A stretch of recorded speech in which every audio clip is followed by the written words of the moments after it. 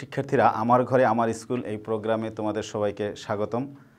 আমি মোহাম্মদ জাহিদুল ইসলাম তোমাদের সাথে আছি দশম শ্রেণীর গণিত বিষয়ের 15তম অধ্যায়ের ক্ষেত্রফল সম্পর্কিত উপপাদ্য নিয়ে। আমরা গত ক্লাসে পিথাগোরাসের উপপাদ্যটি প্রমাণ করার চেষ্টা করেছি। সেক্ষেত্রে আমরা প্রথম যে ধাপটি সেই ধাপটি প্রমাণ করেছি। আজকে আমরা পুরো উপপাদ্যটি প্রমাণটা সম্পূর্ণ করতে চাই। তো তোমরা এই আজকের পাঠ শেষে পিথাগোরাসের উপপাদ্যটি প্রমাণ করতে পারবে। তো সেক্ষেত্রে তোমাদের যে গত ক্লাসে যতটুকু আমি বুঝিয়েছি, সাধারণ নির্বাচন, বিশেষ নির্বাচন, অঙ্কন এবং প্রমাণের প্রথম ধাপটি আশা করি তোমরা সবাই বুঝছো এবং বাসায় সে অনুযায়ী প্র্যাকটিস করেছো। এবং তোমাদের আমি কাজও দিয়েছিলাম যে প্রথম ধাপে এক নং ধাপে আমরা পেয়েছিলাম যে প্রমাণের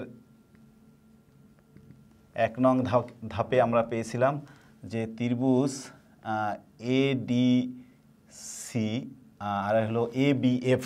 তাহলে আমি ABF ADC এই দুইটাকে সর্বসম পেয়েছিলাম।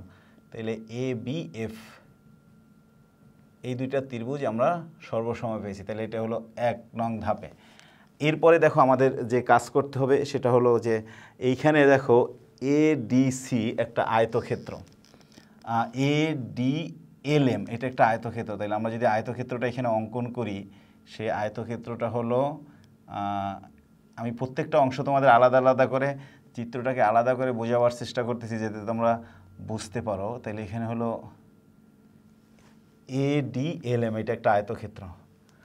আর এই আয়তক্ষেত্রেরই একটা বাহু, এইটাকে যদি আমরা একটু সামনে আগিয়ে দেই তাহলে এটা C পর্যন্ত গিয়েছে, এটা হলো C। আর এইটা হলো ADC একটা ত্রিভুজ। তো মজার ব্যাপার হলো দেখো, তুমি যদি এইভাবে চিন্তা করো তাহলে এইটা একটা আয়তক্ষেত্রের ভূমি বিবেচনা করা যায়, আবার ত্রিভুজ ক্ষেত্রেরও ভূমি বিবেচনা করা যায়। তাহলে এই যে ত্রিভুজ ADC এর ভূমি আমরা ADকে বিবেচনা করলাম, আর আয়ত ADLM এর ভূমিও ADকে বিবেচনা করলাম, দুইটার ভূমি একই। তাইলে আমরা এই কথাটা লিখি, যতটুকু বুঝলাম যে ত্রিভুজ ADC ও আয়ত ADLM এর উভয়ের ভূমি AD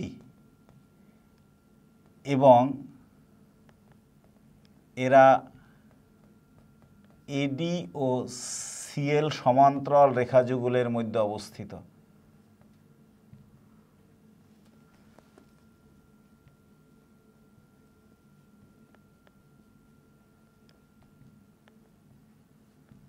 তাহলে এই দুইটা একই সমান্তরাল রেখাযুগলের মধ্যে অবস্থিত এবং উভয়ের ভূমি একই। তাহলে আমরা জানি যে যখন কোনো একটা আয়তক্ষেত্র একই সমান্তরাল রেখাযুগলের মধ্যে অবস্থান করে এবং এদের ভূমি একই হয়, তখন সেই ত্রিভুজ ক্ষেত্রের ক্ষেত্রফলটা হবে আয়তক্ষেত্রের ক্ষেত্রফলের অর্ধেকের সমান।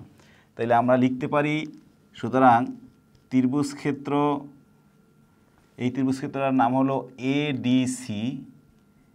ADC সমান সমান হাফ অফ আয়তক্ষেত্র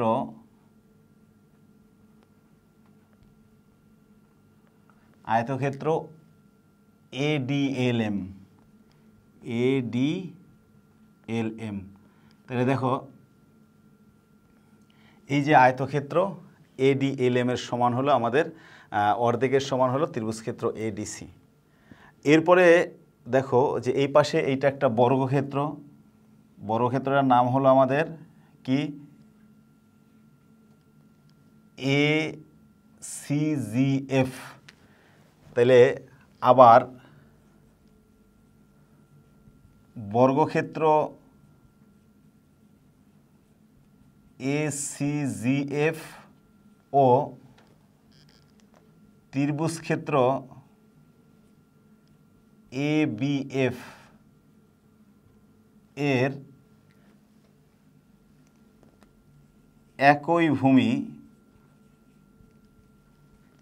ভূমি হলো AF।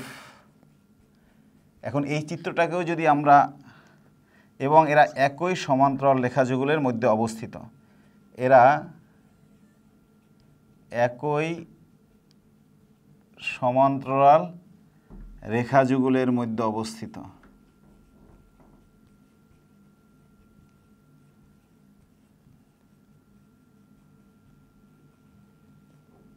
তাহলে এই চিত্রটাকে যদি আমরা একটু আলাদা করি তাহলে কি লেখা যায় দেখো, যে এইটা হলো বর্গক্ষেত্র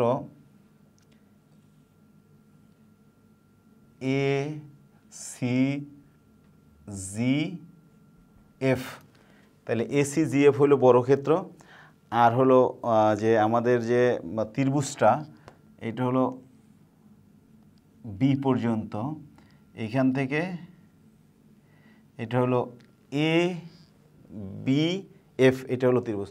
তাহলে দেখো এই দুইটারই ভূমি কিন্তু AF। তাহলে AF ভূমি, এরা একই সমান্তরাল রেখাযুগল। সমান্তরাল রেখাযুগল হলো এই AF, এবং এই রেখাটাকে যদি আমরা এই পর্যন্ত বাড়িয়ে দেই তাহলে BG, এই দুইটা রেখা হলো সমান্তরাল। তাহলে এরা একই ভূমি এবং একই সমান্তরাল রেখাযুগলের মধ্যে অবস্থিত। সুতরাং কি লেখা যায়, যে ত্রিভুজক্ষেত্র ABF equals to half of বর্গক্ষেত্র ACGF। এখন দেখো আমরা কি পেয়েছিলাম, যে ত্রিভুজক্ষেত্র ADC সমান হলো ত্রিভুজক্ষেত্র ABC। তাইলে আমরা এই ত্রিভুজক্ষেত্র ABF এর পরিবর্তে, এই যে ABF এর পরিবর্তে ত্রিভুজক্ষেত্র ADC লিখে দিতে পারি। তাহলে বা ত্রিভুজক্ষেত্র ADC equals to half of বর্গক্ষেত্র কি পাওয়া যায়, ACGF।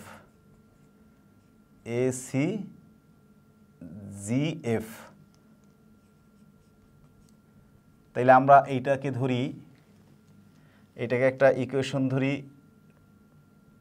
2, এটাকে ধরি 3।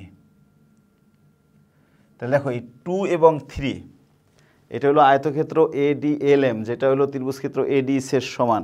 আবার বর্গক্ষেত্র ACGF, এটাও যেটা হলো তোমার ত্রিভুজক্ষেত্র ADC এর সমান। তাহলে এই ত্রিভুজক্ষেত্র ADC এর সমান হয়, এই দুইটাকে আমরা সমান লিখতে পারি। 2 ও 3 হতে পাই হাফ অফ আয়তক্ষেত্র ADLM, বা এটাকে বর্গক্ষেত্রটাকে যদি আগে লিখি আমরা, তাহলে বর্গক্ষেত্র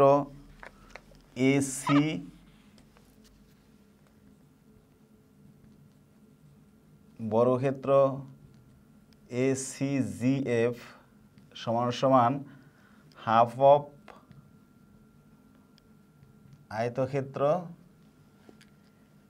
কি, এটা আসে আমাদের আয়তক্ষেত্রের নাম হলো ADLM। তাহলে এইটা পেয়েছি আমরা, তাহলে আমরা হাফ বাদ দিয়ে দিলাম। সুতরাং বর্গক্ষেত্র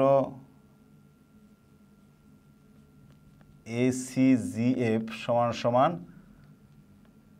আয়তক্ষেত্র ADLM। এটাকে আমরা ধরি 4, আগে 3টা ইকুয়েশন ধরেছি, এটাকে 4 ধরলাম। এখন দেখো এইটা আমরা এই সি আর ডি যোগ করেছি, এই সিএল থেকে লম্ব আঁকছি, বিকে যোগ করেছি। এইবার আমরা যদি এই দিকে এই একে যোগ করতাম, এখান থেকে লম্ব টানতাম এইটাকে, তাহলে সেই ক্ষেত্রে আবার এই পাশের যে আমাদের যে আয়তক্ষেত্র আছে LBM বা BELM, এইটার সমানও দেখানো যাইতো যে BKHC এটার সমান হয়। তাইলে আমরা বলতে পারি যে এখানে একে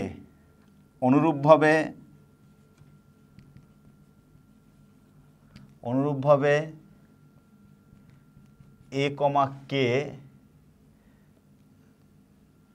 যোগ করে আর একটা হলো আমাদের এদিকে যেটা আছে সিই এবং সি কমা ই যোগ করে প্রমাণ করা যায় বর্গক্ষেত্র, এই যে বর্গক্ষেত্রটা হলো বিসিএসকে সমান হলো আয়তক্ষেত্র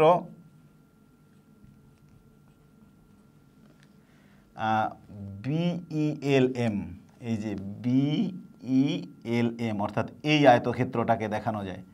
এই যে আয়তক্ষেত্র, আমি যে আয়তক্ষেত্রটাকে এভাবে মার্কিং করে দিলাম, এই আয়তক্ষেত্র সমান হলো এই বর্গক্ষেত্র। আর এই যে আয়তক্ষেত্র, এই আয়তক্ষেত্র হলো এই বর্গক্ষেত্রের সমান। তাইলে আমরা দেখাইলাম আয়তক্ষেত্র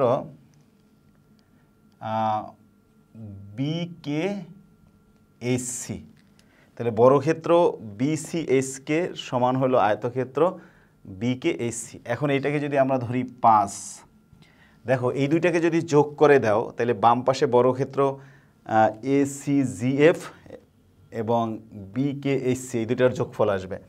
তাইলে 4 ও 5 যোগ করে পাই কি পাই? বর্গক্ষেত্র এসিজিএফ প্লাস বর্গক্ষেত্র কি আসে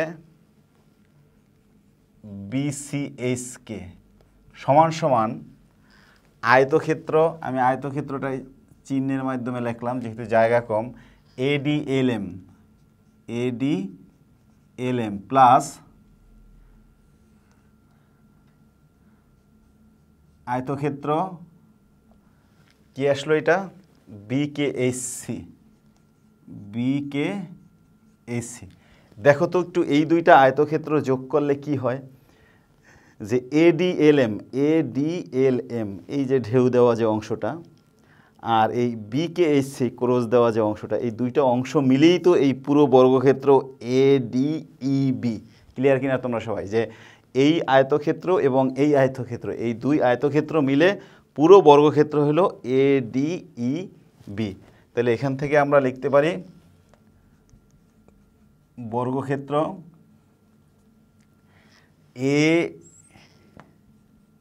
এডিইবি। এখন দেখো এটা মানে কি, যে এটা হলো বর্গক্ষেত্র এসিজি, তাহলে বা বর্গক্ষেত্র এসিজিএফ প্লাস বর্গক্ষেত্র বিসিএসকে, অর্থাৎ এখান থেকে আমরা ফাইনালি লিখতে পারি এই বর্গক্ষেত্রের ক্ষেত্রফল মানে কি এসি স্কোয়ার। তাহলে এটা হলো এসি স্কোয়ার প্লাস এই বর্গক্ষেত্রের ক্ষেত্রফল কি বিসি স্কোয়ার, আর এইটার বর্গক্ষেত্রের ক্ষেত্রফল কি এবি স্কোয়ার।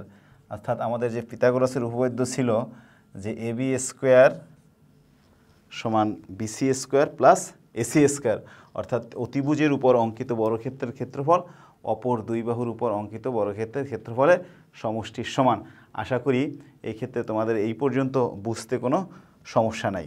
এইচডব্লিউ থাকবে উপপাদ্য 36 থেকে 39 পর্যন্ত লিখে প্রমাণটা শিখবা এবং সংশ্লিষ্ট টিচারকে দেখাবা। আর এই যে উপপাদ্যগুলো সম্পর্কে যদি তোমাদের আরও কোনো সমস্যা থেকে থাকে তাহলে আমার ক্লাসগুলো রিভিউ করতে পারো। আর রিভিউ করার জন্য তোমাদের অনেকগুলো মাধ্যম দেয়া আছে। তোমরা কিশোর বাতায়নে লগ ইন করে দেখতে পারো। আমার ঘরে আমার স্কুল নামে ফেসবুক যে পেজ আছে সেখান থেকে দেখতে পারো। তারপরে তোমাদের যে আরেকটা হলো ইউটিউব চ্যানেল আছে যেটা আমার ঘরে আমার স্কুল, সেখান থেকেও দেখে নিতে পারো। আর তোমাদের যদি কোনো সুচিন্তিত মতামত থাকে তাহলে সেই মতামতগুলো তোমরা আমাদের জানাতে পারো ইমেল করে। আমরা তোমাদের সাথে কোঅপারেট করে আরও ভালো কিছু তোমাদের দেওয়ার চেষ্টা করব। আশা করি তোমরা সবাই ভালো থাকবে, পরিষ্কার পরিচ্ছন্ন থাকবে এবং যথাযথভাবে তোমাদের নিয়ম শৃঙ্খলার মাধ্যমে এই সময়টুকু পার করবে এবং প্রচুর পড়াশোনা করবে। সবাইকে আবারও ধন্যবাদ জানিয়ে আজকের মতো বিদায় নিচ্ছি। আল্লাহ হাফেজ।